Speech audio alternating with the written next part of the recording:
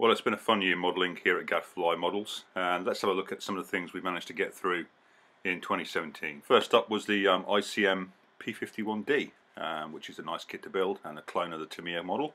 Here it's finished in 2 ACG markings, which of course are similar to the Airfix ones. And a really nice build, very straightforward, pretty much exactly the same as Tamiya really. I added some M10 rocket tubes to the build, and it's painted in AS12 with a bit of Gunsy super metallic paints as well. Well, I changed the scales then for the next build to 1/72nd, and this is the Airfix 1/72nd scale Canberra PR9.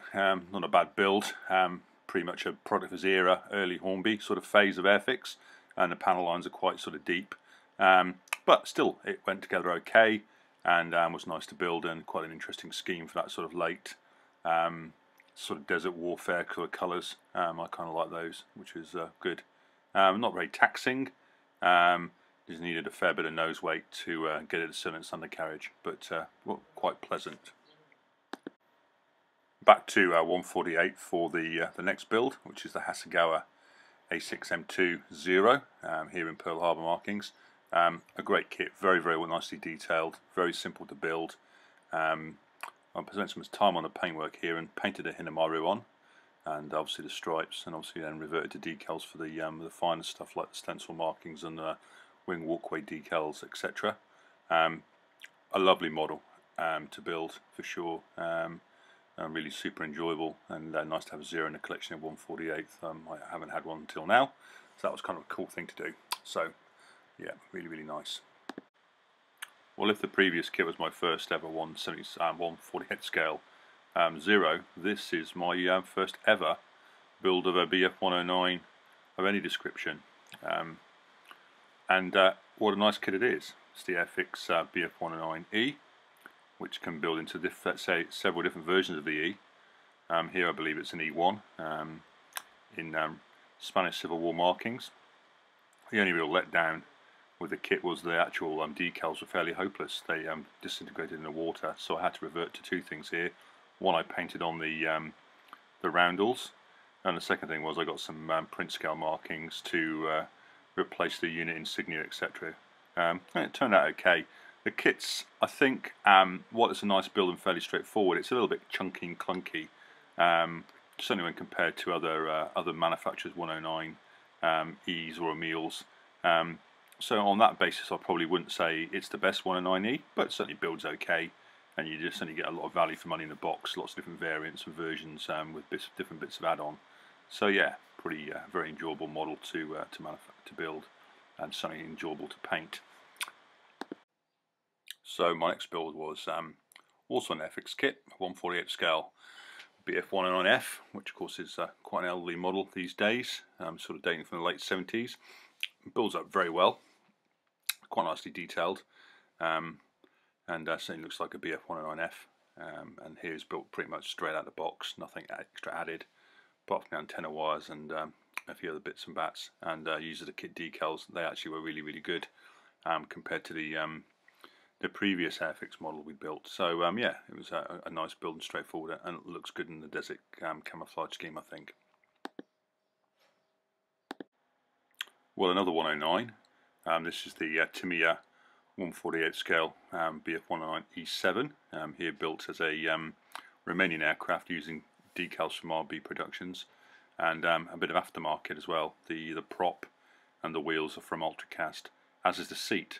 Kit, as of course it's Tamiya, built exceptionally easily, and the paint was fun to do, and it actually produces quite a colourful 109, which is quite an interesting sort of mix of Germanic features and also American pop art and stuff like that. So it's quite interesting and fairly sort of reflective, I guess, of Romanian culture as it was in the 40s. So it's pretty cool. So yeah, no, really enjoyable build, and I'd highly recommend the Tamiya BF109E to anyone as a simple, straightforward, and easy to do model. Well, another 109. This is an F2, and it's the Zvezda 148 scale kit, which is absolutely amazing. Lots of detail, an engine, and various other panels can be taken off and added and stuff like that. Here it is as a Hannes Trautloff's aircraft, And I wouldn't say a simple build, one that takes a bit of care, and of course the colour scheme is highly open to interpretation, so I went with a 2 green scheme, but I think the result's pretty nice, and I was really sort of quite pleased with this finish and this build, and yeah, having never built 109s before and all of a sudden I'm sort of on a roll, it was quite a good thing to do. One more to go on a 109 front, which we'll look at shortly.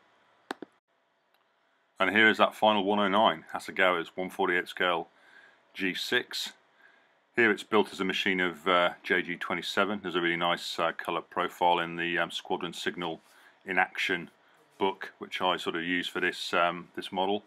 The kit's a dream to build. Obviously there's lots of G6 kits out or about to hit us with a new Tamiya one not too far away, which I'm looking forward to building as well. But for a simple, easy and fun build, if you like, the Hasegawa kit, although it's quite elderly now, well not elderly but old I suppose, still builds a really nice model and looks like a G6, and you know, isn't too taxing a build for those of the, you know, sort of new modelers or what have you, and still delivers quite a nice model if you got a bit more sort of skill under your belt I suppose.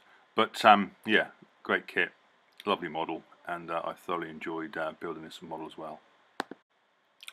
Right, we move on to armour. I don't generally build much armour, and certainly don't build much 135th armour, so this was a bit of a change of pace. It's Tamiya's M1 Super Sherman, obviously an Israeli vehicle from some sort of late 1950s through to the early 60s. Built out of the box, added some extra stowage in the ID panels, and also augmented the kit figures a little bit, but it built really nicely. I also added on this build a replacement barrel, and also the kit tracks are plastic replacements from ShermanTracks.com, who makes some really great and simple to assemble tracks. I did try the Kaizen tracks, but they were super hard to put together and quite fiddly, so in the end I reverted to other styles, and they seem to go okay. So yeah, nice build. More armour this time. It's a Syrian T62A built from the elderly Tamiya kit, and with a lot of aftermarket replacement parts. So it's got a new barrel, new tracks and new road wheels, and a few other things are tweaked around as well, such as replacement headlight guards from wire, and also the grab rails, etc. Painted in ammo acrylic paints. Yeah, and I really enjoyed the build. I mean, there's a lot of aftermarket there, and you know, it sort of certainly helps make the kit a little bit better. I don't know how it stands up against things like the Trumpeter model. I haven't built that or even seen the kit, to be honest, but I enjoyed the build, and it looks like a T62, so that's half the battle. So a quick build here of Tamiya's 1/48 scale V1 FI-103 flying bomb. Went together really well. A little bit of care needed on the seams, especially underneath the jet tube, and the paint scheme's pretty straightforward. Not much weathering required. They were a use only once weapon. So yeah, the trolley looks pretty cool, and a simple build of a fairly simple aircraft in a simple colour scheme, so pretty much perfect. A great pick-me-up project if that's what you're needing. A quick build here of the Academy's FAF Bearcat. Lovely kit, goes together okay. It's the ex-Hobbycraft boxing, of course. And no aftermarket here. I think I added some seat belts into it actually. Maybe that's aftermarket, I suppose.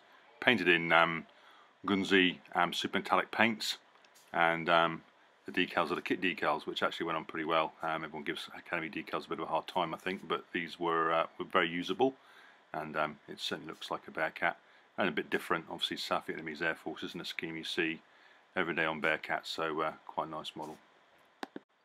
I was at a modelling show a while ago and picked up this 1/32 scale Revell F4F Wildcat kit, which came along with some super scale decals, and of course the kit itself dates from I think the late sort of 60s, and as such is very much a product of its era.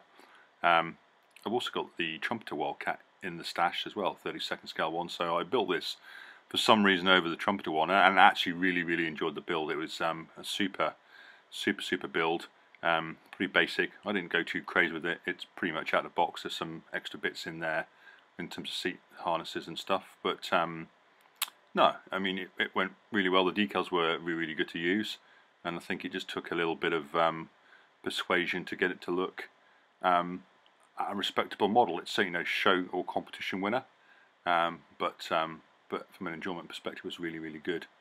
One thing I did do was to add some foil on the spine and the belly of the aircraft to basically put the panel lines back once I'd sanded them off to get the seams sorted out, and that seemed to work okay.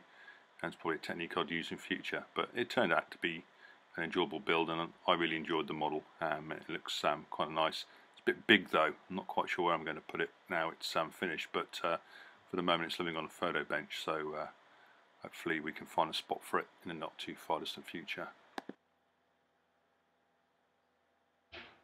Well, we're moving into the final sort of phases now of the year, and what we're looking at is the Hobby Boss 1/72 scale A5 M4 Claude, which is an easy build kit and certainly went together very quickly indeed. Not very many parts. The cockpit's a bit bare, so I did a pilot in there from an old Matchbox kit, and the decals and the paint job are directly off the box cover.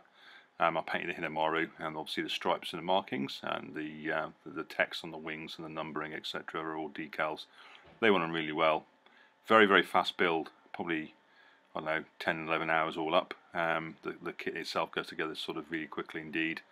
The painting and masking took a little bit longer, I suppose, but it looks really colourful and really nice, and it's kind of like very evocative of that era of aviation, you know, wind in your hair sort of thing. So yeah, kind of cool. So highly enjoyable and very recommended kit. So the final build for the year then is the Edward 148 scale I-16 Type 24 Russian fighter aircraft, and built in 48 hours for the Brexit modeler weekend in a weekend group build. So it's a Edward weekend kit built in a weekend's worth of time, and was a fun way to end the building year out with something so rapidly done. The kit itself is really good to build. It's very few parts really, I suppose, and the fit's generally pretty good. One small gap up the rear wing root, which was easily sorted out, and the markings are for Boris Satanov's aircraft. I think that's the correct pronunciation. And of course it comes with the patriotic slogans on the side. I think one side says "For Stalin" and the other side says "Death to Fascists," so very evocative of the era. The paints are Akan. I was worrying about the paint colours on this build quite a bit. VVS colours can provoke a lot of speculation and commentary, but fortunately I remembered I had the Akan colours, so I used those, and I think they seem to have done the job. It certainly looks correct for from what I've seen of colour profiles, etc. And a little bit of weathering. I used some pastels, which I have used before, but these are artist grade ones. They're very soft, and they absolutely are wonderful to use.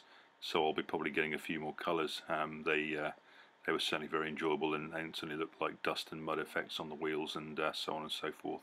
So yeah, that's it. That rounds out 2017. So it's been an interesting year. Lots of aircraft built, lots of different kits and different manufacturers, lots of 109s, which I didn't think I'd be doing at the start of the year, but all in all, a highly enjoyable 2017.